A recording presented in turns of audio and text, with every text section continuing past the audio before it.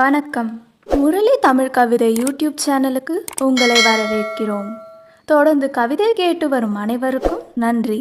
இதுவரை நமது சேனலை சப்ஸ்கிரைப் பண்ணாதவர்கள் சப்ஸ்கிரைப் பண்ணிக்கொள்ளுங்கள். பக்கத்தில் உள்ள பெல் பட்டனும் அழுத்திக் கொள்ளுங்கள்.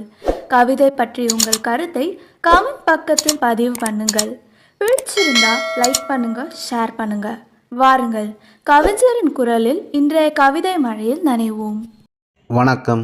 தொடர்ந்து எனது கவிதை கேட்டு வரும் அனைவருக்கும் நன்றி.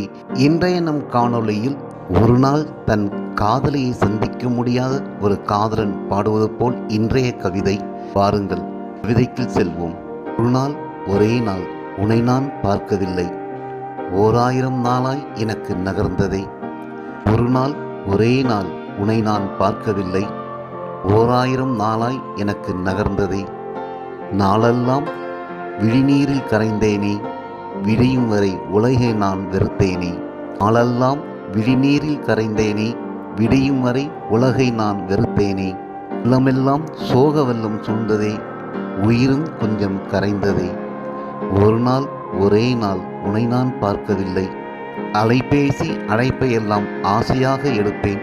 கரைமோதி திரும்பும் அலை போல சோக கடலில் முழுகுவேனே. குரல் பதிவு செய்தி வந்தாலும் குயிலின் குரல் என்று வேகமாக திறப்பேன்.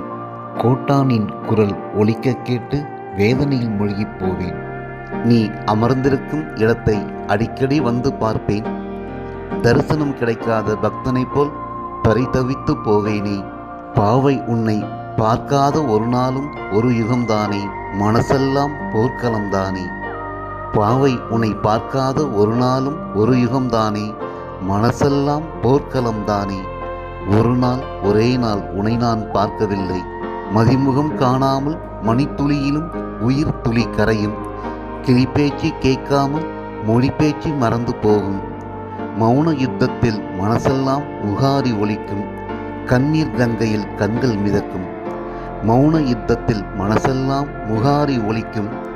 கண்ணீர் கங்கையில் கண்கள் மிதக்கும். பூமுகம் காணாத நாட்கள் இனி பூக்க வேண்டாமே, கிளிப்பேச்சு கேட்காத கிழமைகள் இனி வேண்டாமே. ஒரு நாள் ஒரே நாள் உன்னை நான் பார்க்கவில்லை, 1000 நாளாய் எனக்கு நகர்ந்ததே. விழி உடைத்து பாய்ந்த நீரில் உயிர் துளி கரைந்ததே. விழி உடைத்து பாய்ந்த நீரில் உயிர் துளி கரைந்ததே.